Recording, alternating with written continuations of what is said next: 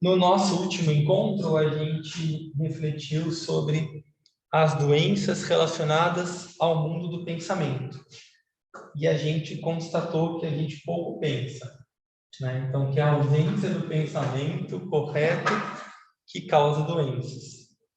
Então, a gente vai continuar um pouquinho nessa mesma linha de raciocínio e talvez fique um pouco mais claro como a gente pode fazer um melhor uso dessa ferramenta tão poderosa que é a nossa mente. As doenças e dificuldades surgidas de atitudes mentais erradas, como fanatismos e idealismos frustrados, são primariamente o resultado da interferência emocional. Então, de novo, né, a gente comentou no último encontro que o pensamento e as emoções são muito conectados e que às vezes é difícil a gente saber quando é uma coisa, quando é outra, o que dá o trigger para o outro, e a gente se vê muitas vezes no meio dessa confusão.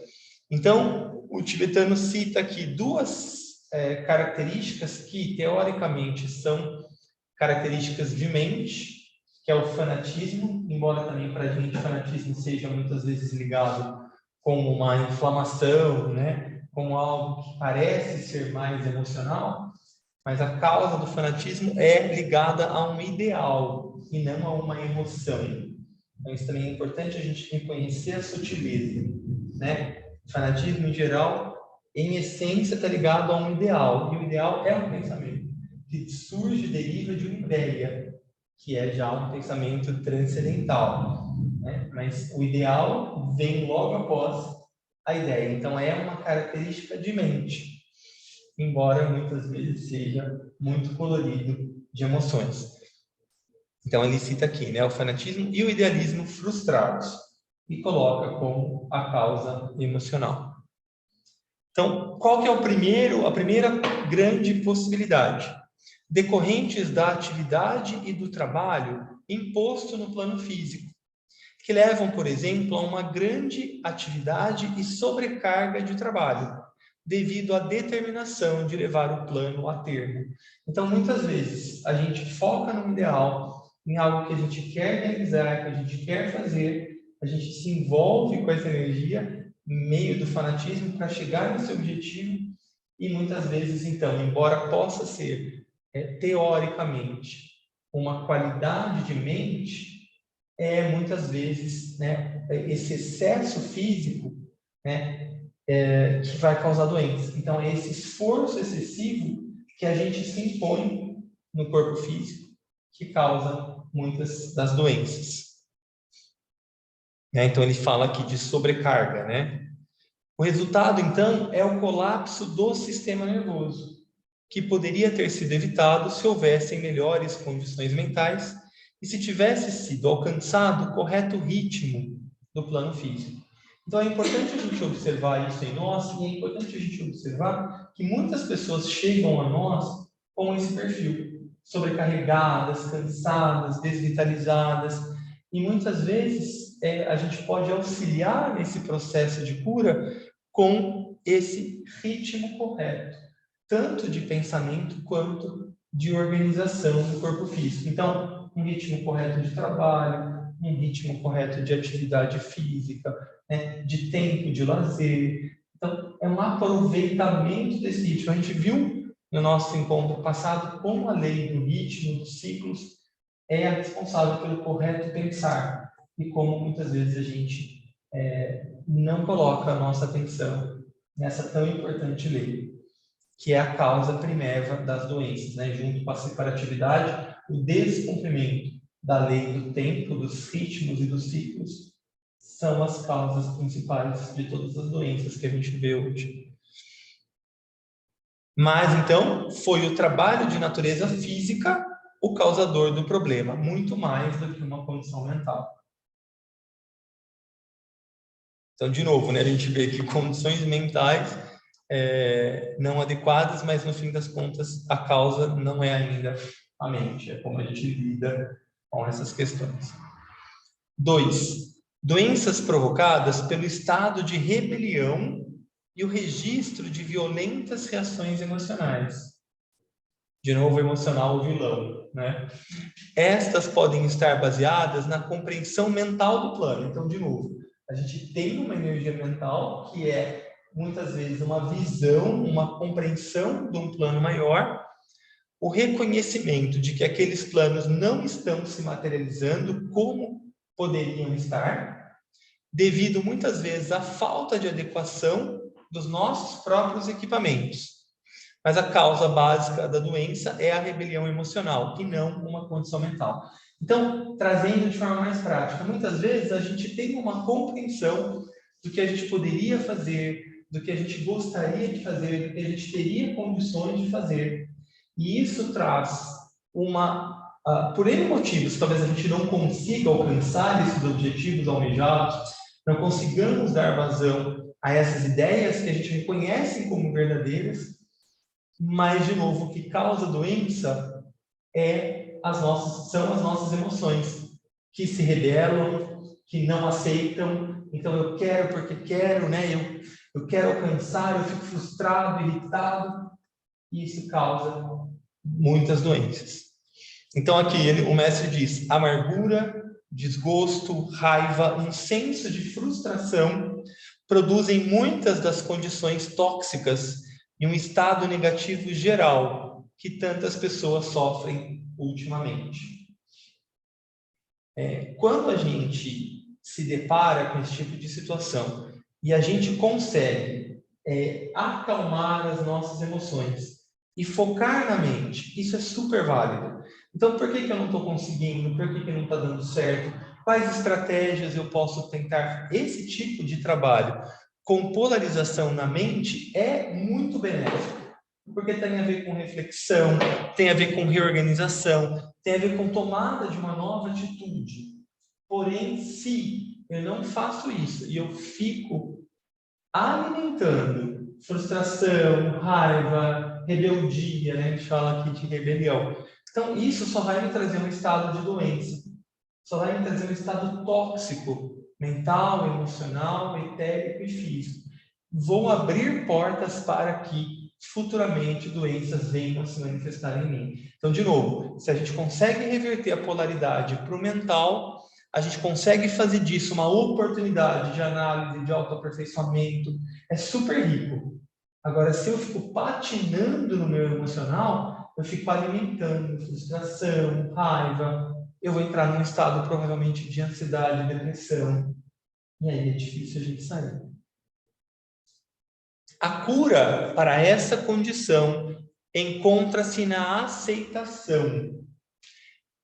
E aqui de novo, né? A aceitação não como um estado de acomodação a uma vida inativa e submissa, mas sim uma aceitação positiva, no sentido de polaridade, não positivo no sentido de bom, no sentido de o que é positivo? É algo que eu tomo uma ação, é algo que eu me aproprio. Então, é uma aceitação positiva que, no presente, daquilo que no presente parece ser inevitável e leva a evitar desperdiçar o tempo tentando o impossível e realizando o esforço necessário para levar avante o que é possível. Então, percebe como aqui eu preciso também ter uma polarização mental de parar, observar e falar, bom, nesse ponto que eu estou, qual é o próximo passo possível? Não adianta eu ficar querendo dar um passo distante daquilo que eu estou, querendo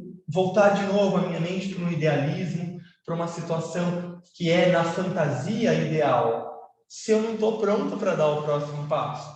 Então, eu voltar o meu olhar com muita autoanálise, com muita verdade, com muita coragem, qual é o próximo passo possível de onde eu estou. Então, eu vou construindo passo a passo a minha meta, o meu caminho, onde eu quero chegar. Mas para isso eu preciso ter uma aceitação de onde eu estou agora, né? Reconhecer e aceitar. Quando eu reconheço o meu estado atual, eu aceito, aí então é possível que ao me apropriar dessa vontade, dessa força interna, eu vá me tornando responsável para chegar onde eu almejo. Então não é que a gente vai deixar a nossa visão daquela meta, a gente vai manter aquela meta, só que a gente vai perceber da onde eu estou, qual é o próximo passo possível de ser dado. Então eu vou construindo um caminho para a minha autorrealização. Mas isso implica em eu mudar a polarização da minha emoção para o meu corpo mental. Eu vou utilizar a minha emoção, não vou negar a minha emoção, mas eu vou utilizar o meu estado emocional como uma aspiração, como um combustível para chegar onde eu quero. Mas se eu ficar com o meu olhar no emocional, eu patino, não saio do lugar. Não adianta. E o terceiro, o fracasso do aparelho físico em responder à altura das demandas da vida de pensamento do indivíduo. Então, às vezes a gente quer fazer um monte de coisa, mas o corpo físico não responde. Precisa dormir, precisa, né? Então, isso também produz um emocional também negativo, né? Isso é natural e usualmente, em parte, uma herança física. Nesse caso, não há muito que possa ser feito.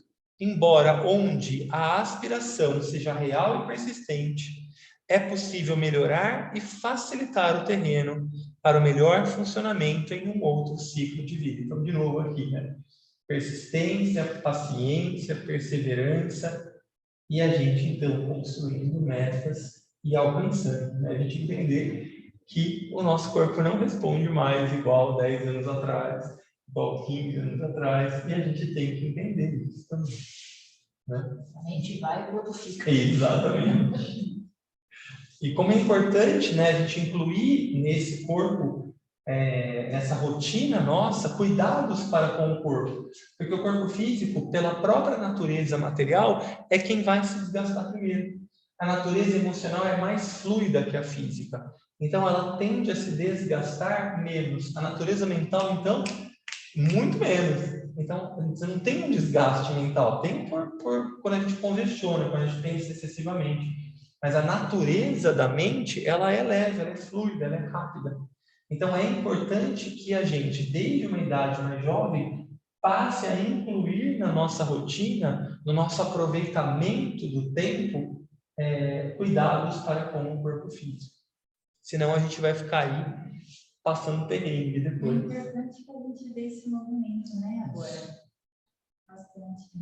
A Tati trouxe aqui, não sei se dá para vocês ouvirem, como a gente tem na nossa condição hoje social, né, muito valorizado esse esforço para o bem-estar físico. Muitas vezes é por uma questão mais estética, mas ainda assim promove uma qualidade de bem-estar. A motivação para nós humanos em geral ainda é muito incorreta, mas os efeitos podem ser benéficos. Então também a gente precisa olhar para isso como, né, onde que a gente está, qual que é o próximo passo. Senão a gente também só critica as coisas, né? A gente não consegue observar os movimentos pequenos que já estão surgindo.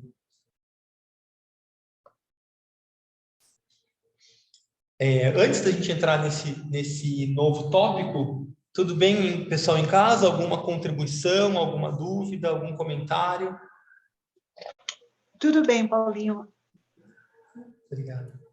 Oi? Tudo bem. 51 aqui no meu, acabei de ver.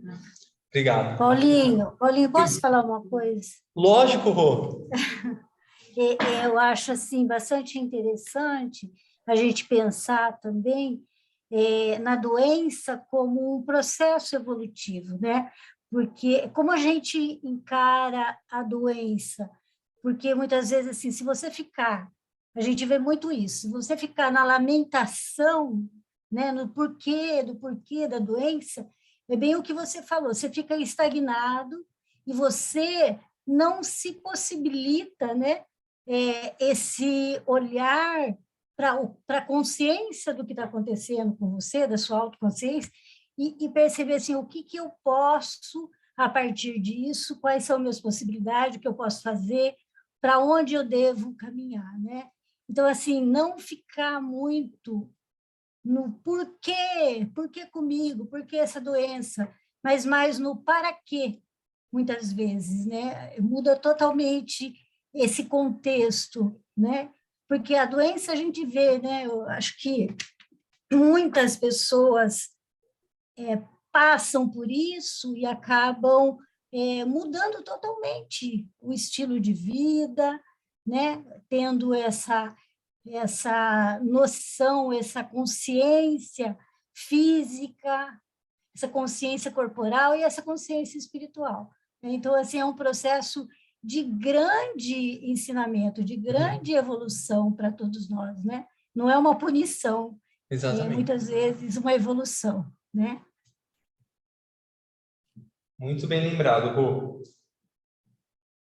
Acho que dá para a gente ver esse slide aqui, porque ele é uma revisão um pouco de coisas que a gente já viu, né? Então, eu vou ler aqui. A doença, então, é o resultado do pensamento?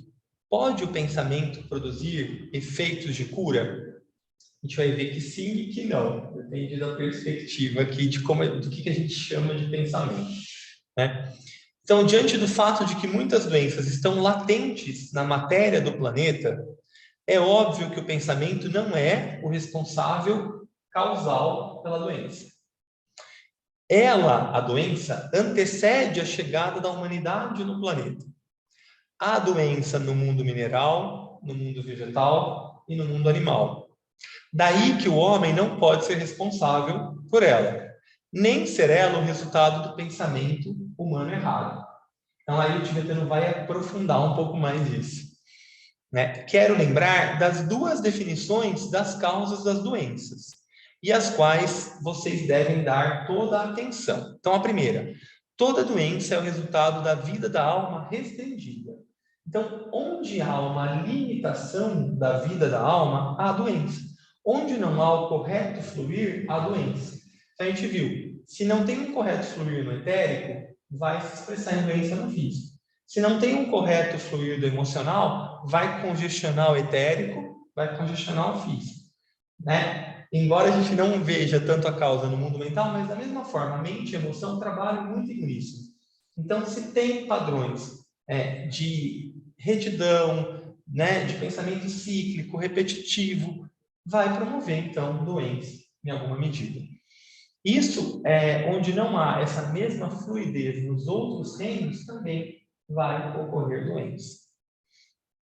E a segunda afirmação que a gente precisa lembrar: a doença é o produto de 3 influências às quais a humanidade está sujeita. Então, além do fluir, tem uma causa anterior ainda, né? Que são o passado do homem, por isso ele paga o preço de antigos erros, ou a lei do karma. Então, também pode haver uma interferência em determinadas condições. A gente não deve, claro, se apoiar nela como uma justificativa pelas doenças, como é comum em algumas culturas orientais, e, infelizmente, aqui no Brasil, a gente, como o espiritismo, a gente acabou pegando esse lado, esse aspecto ruim, né, de justificar, é karma, meu karma, tem que fazer, né? Karma é outra coisa. Mas, enfim, existe essa lei de ação e consequência. A gente não pode negar, é uma das grandes leis que governam a vida. Então, a gente precisa ter sempre um warning ali, sempre um alerta que ela existe.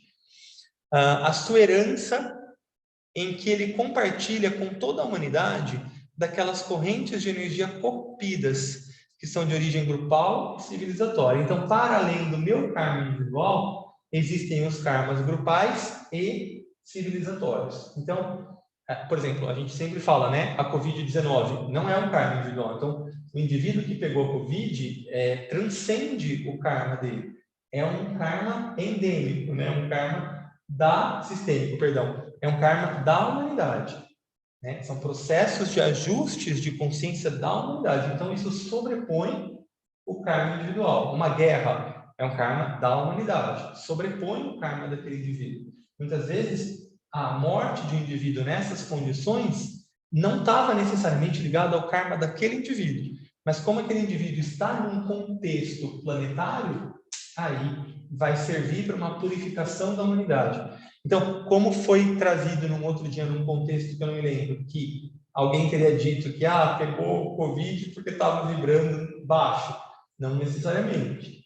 tá dentro de um contexto planetário, né? E uma terceira coisa que a gente não pode se esquecer: a gente compartilha da vida aqui no planeta com todas as formas naturais. Então, existem também doenças que são anteriores à humanidade.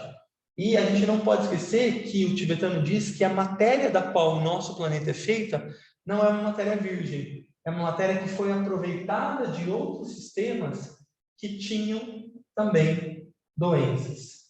Então, existem todos esses fatores que contribuem com o fato de uma doença existir.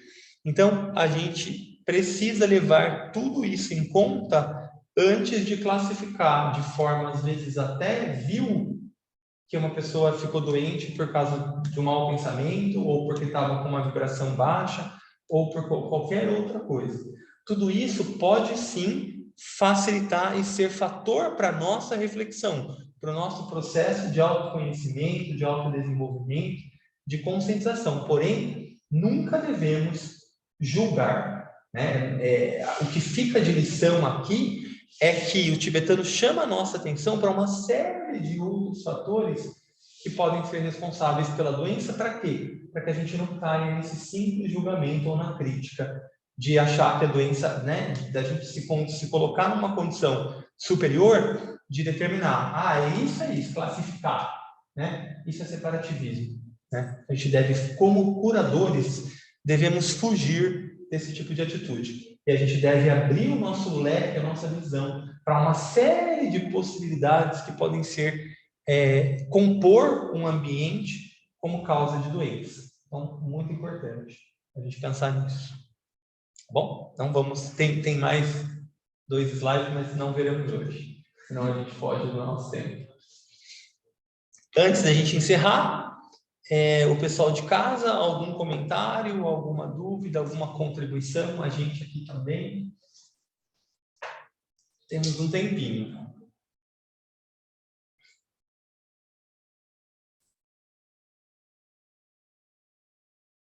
Tudo bem? Tudo bem? Tudo bem em casa? Pessoal aí, pelo Zoom? Tudo bem, tudo ótimo. Tudo bem, tudo bem. Muito bom.